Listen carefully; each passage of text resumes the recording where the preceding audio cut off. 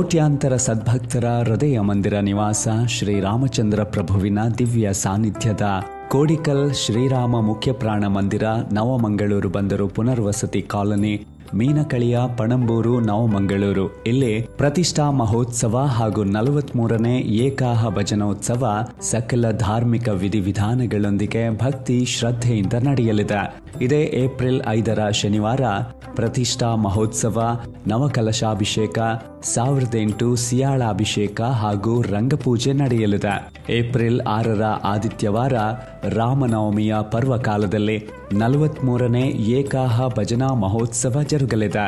April 12ರಂದು Hanuma ಜಯಂತಿಯ ಪುಣ್ಯಕಾಲದಲ್ಲಿ ಪಂಚಾಮೃತ ಅಭಿಷೇಕ, 1008 ಸಿಯಾಳಾಭಿಷೇಕ ಹಾಗೂ ಶ್ರೀ ಸತ್ಯನಾರಾಯಣ ಪೂಜೆ ಜೊತೆಗೆ ಶನೀಶ್ವರ ಪೂಜೆ ನಡೆಯಲಿದೆ. ಈ ಎಲ್ಲಾ ಭಕ್ತಿ ಶ್ರದ್ಧೆಯ ಕಾರ್ಯಕ್ರಮಗಳಿಗೆ ಕೋಡಿಕಲ್ ಮೊಗವೀರ ಮಹಾಸಭಾ ರಿಜಿಸ್ಟರ್ಡ್ ನವಮಂಗಳೂರು ಬಂದರು ಇವರ ಕಡೆಯಿಂದ ಆದರದ ಸ್ವಾಗತ.